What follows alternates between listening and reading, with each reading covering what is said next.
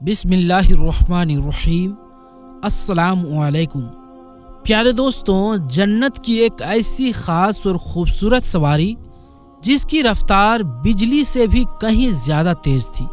اس خاص سواری کو اللہ تبارک و تعالی نے کائنات کی سب سے خاص اور محبوب ترین ذات کے لیے پیدا فرمایا تھا۔ پیارے دوستوں، اس خاص سواری کا نام براق ہے۔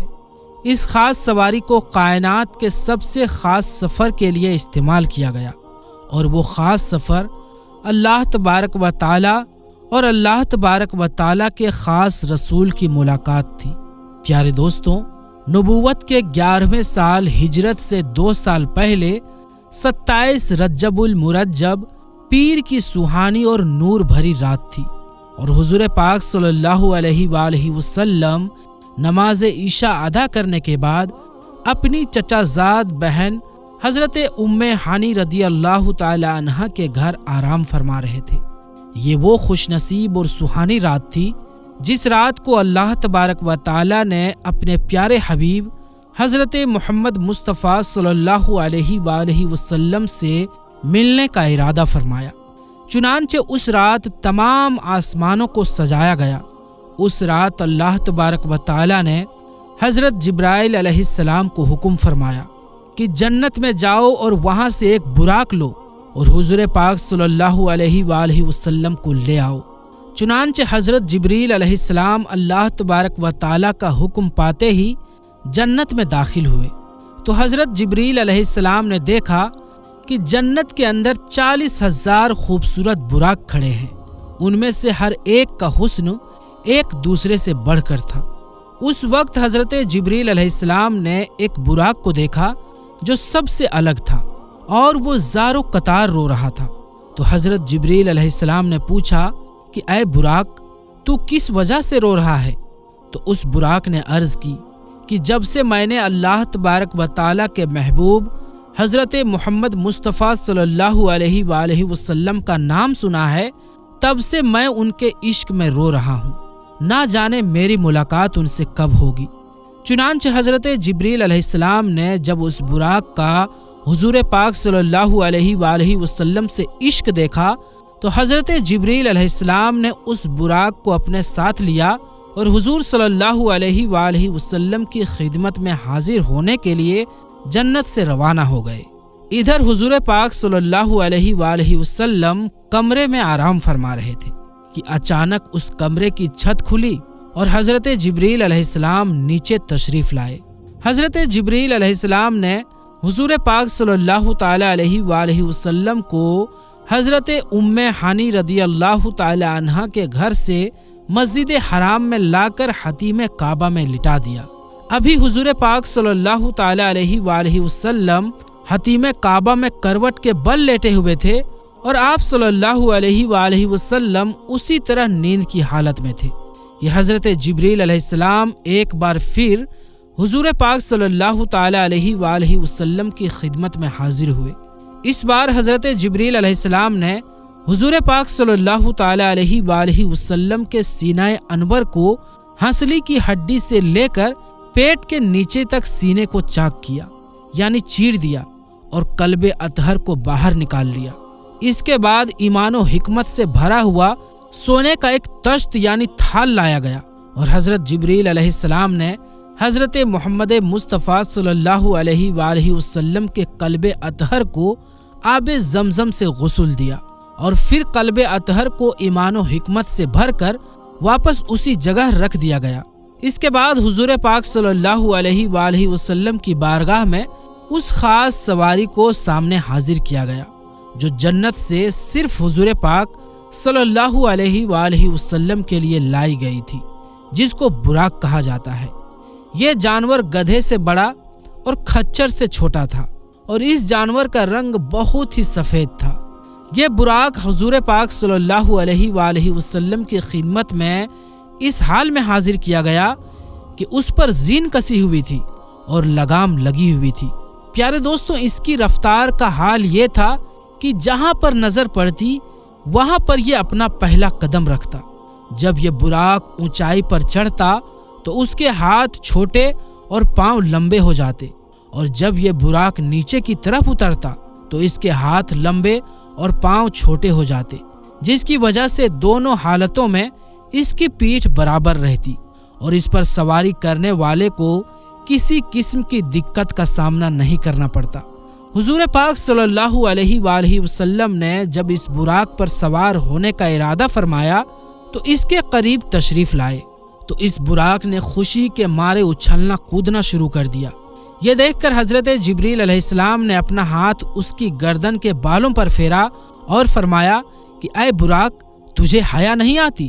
خدائے ذوالجلال کی قسم، حضرت محمد مصطفیٰ صلی اللہ علیہ وآلہ وسلم سے زیادہ عزت اور کرامت والی کوئی ہستی تم پر سوار نہیں ہوئی۔ حضرت جبریل علیہ السلام کی یہ بات سن کر براق شرم کے مارے پسینے پسینے ہو گیا اور اچھل کود ختم کر دی اور پرسکون ہو گیا۔ پھر حضور پاک صلی اللہ تعالی علیہ وآلہ وسلم اس براق پر سوار ہوئے اور بیت المقدس کی طرف روانہ ہو گئے۔ پیارے دوستو، اس نورانی سفر کے دوران حضرت جبریل علیہ السلام جو کہ فرشتوں کے سردار ہیں، وہ بھی حضور پاک صلی اللہ تعالی علیہ وآلہ وسلم کے ساتھ تھے۔ یہ براق بیت المقدس میں پہنچا اور وہاں پر حضور پاک صلی اللہ تعالی علیہ وآلہ وسلم نے تمام نبیوں کی امامت کرائی اور پھر اس کے بعد حضور پاک صلی اللہ تعالی علیہ وآلہ وسلم نے آسمانوں کا سفر طے کیا اور ہر آسمان پر حضور پاک صلی اللہ تعالی علیہ وآلہ وسلم نے الگ الگ انبیاء اکرام سے ملاقات کی اور پھر حضور پاک صلی اللہ علیہ وآلہ وسلم اللہ تبارک و تعالی کی بارگاہ میں پہنچے اور اللہ تبارک و تعالی کی ذات سے ہم کلامی کا شرف حاصل ہوا اور اللہ تبارک و تعالی نے اس مقدس رات کے اندر حضور پاک صلی اللہ تعالی علیہ وآلہ وسلم کو 50 نمازوں کا تحفہ عطا فرمایا، جو کہ بعد میں کم ہو کر 5 رہ گئی۔ پیارے دوستو، اس طرح حضور پاک صلی اللہ تعالی علیہ وآلہ وسلم کی ذات نے شب معراج کی رات یہ سفر طے کیا اور اللہ تبارک و تعالی کی ذات سے ملاقات کا شرف حاصل کیا۔ اس سفر کی واپسی پر حضور پاک صلی اللہ علیہ وآلہ وسلم اپنے مکان پر کچھ اس حالت میں پہنچے کہ روایات کے مطابق ابھی آپ کے گھر کی کنڈی ہل رہی تھی اور آپ کے وضو کا پانی ابھی تک آپ کے جسم مبارک سے ٹپک رہا تھا۔ معراج کے اس واقعے کو اللہ نے بہت ہی ڈیٹیل کے ساتھ قرآن مجید کی سورہ اسراء میں یوں بیان کیا ہے: پاک ہے وہ ذات جس نے راتوں رات اپنے بندے کو مسجد حرام سے مسجد اقصی تک سیر کروائی۔ اس کے ارد گرد ہم نے برکت رکھی ہے تاکہ ہم اسے اپنی کچھ نشانیاں دکھائیں۔ بے شک وہ سننے والا دیکھنے والا ہے۔ معراج کے اس عظیم سفر میں رسول اللہ صلی اللہ علیہ وآلہ وسلم جس سواری پر سوار ہوئے تھے اسے براق کہا جاتا ہے۔ اب سوال یہ پیدا ہوتا ہے کہ براق کیا تھا؟ کیا یہ کوئی ایسی مخلوق تھی جو اس دنیا میں پائی جاتی ہے؟ علماء و مفسرین کے مطابق براق دراصل لفظ برق سے نکلتا ہے۔ برق چمک کو کہتے ہیں، لہٰذا رسول اللہ صلی اللہ علیہ وآلہ وسلم کی سواری کے لیے جو چیز حاضر کی گئی تھی وہ بے حد ہی سفید، چمکدار اور روشن تھی کہ اس کا نام براق پڑ گیا۔ یہ بھی کہا گیا ہے کہ براق کو اس لیے براق کہا جاتا ہے کہ وہ برق یعنی بجلی کی چمک کی طرح اس کی رفتار ہے۔ روایتوں کے مطابق براق کھچر سے چھوٹا اور گدھے سے بڑا تھا اور جہاں اس کی نظر پڑتی تھی وہاں اس کا قدم پڑتا تھا۔ علماء کے ذہن میں یہ سوال بھی پیدا ہوا کہ اللہ نے حضور کی سواری کے لیے براق کو ہی کیوں چنا گیا، جبکہ وہ اس بات پر بھی قادر ہیں، یعنی اللہ ایسا بھی کر سکتے تھے کہ بغیر کسی سواری کے آپ کو سفر کی تمام منزل طے کروا دیتا۔ لہٰذا فتح الباری کے مصنف و حافظ ابن حجر نے اس بارے میں لکھا ہے کہ اسراء و معراج کے سفر میں سواری کے چناؤ میں بڑی حکمت ہے، یعنی بڑی رہسیہ ہے۔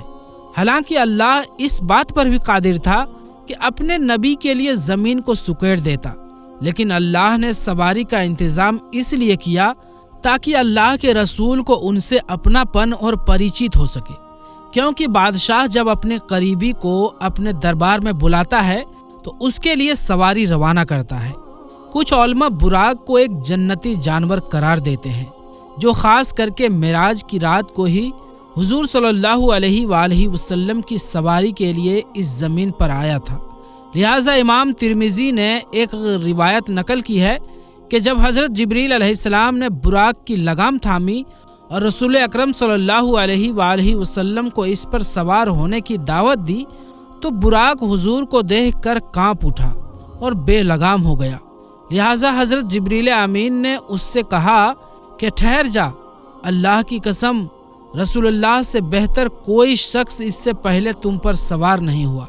لہٰذا جب تاجدار کائنات محمد صلی اللہ علیہ وآلہ وسلم براق پر سوار ہوئے تو وہ فخر مسرت سے جھومنے لگا کہ آج اسے اس عظیم شخصیت کی سواری ہونے کا ہمیشہ کے لیے احساس حاصل ہو رہا ہے۔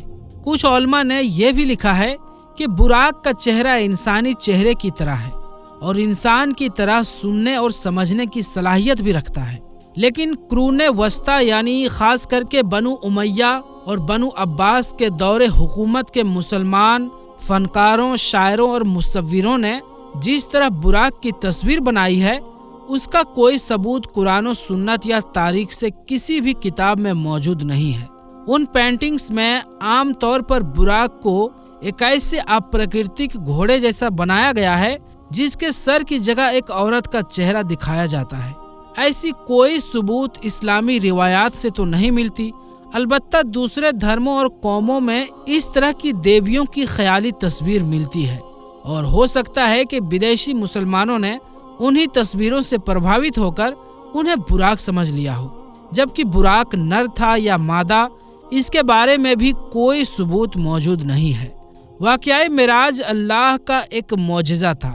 جس طرح سے ہر معجزے کو سمجھنا اور ثابت کرنا انسانی عقل کے لیے ممکن نہیں ہے، اسی طرح سے معراج کے اس سفر کو سمجھنا انسانی ذہن کے لیے ناممکن ہے۔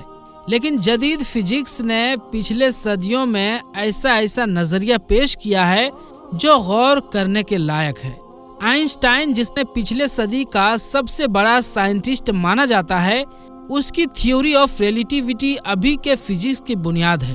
آئنسٹائن نے اس تھیوری میں بتایا ہے کہ اس کائنات میں ٹائم سبھی جگہوں اور لوگوں کے لیے اسٹیٹک نہیں بلکہ الگ الگ ہوتی ہے اور یہ جگہ کے حساب سے بدل بھی سکتی ہے۔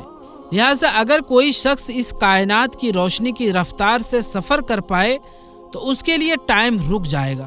اس نے ایک مثال پیش کیا کہ اگر کوئی شخص ایک ایسے سواری میں سفر کر رہا ہو جس کی رفتار لائٹ کے برابر ہو تو اس کے لیے ٹائم رک جائے گا، اور جب وہ انسان کئی سالوں بعد اس زمین پر واپس آئے گا تو یہاں کچھ ہی سیکنڈ گزرے ہوں گے۔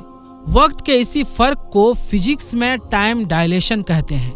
اس سائنسی ٹرم کو سمجھنا سفر معراج اور براق کو سمجھنے کے لیے بہت ضروری ہے، کیونکہ براق کی رفتار بھی روشنی یعنی برق کے رفتار کے برابر تھی، اسی وجہ سے اس سواری کا نام براق تھا۔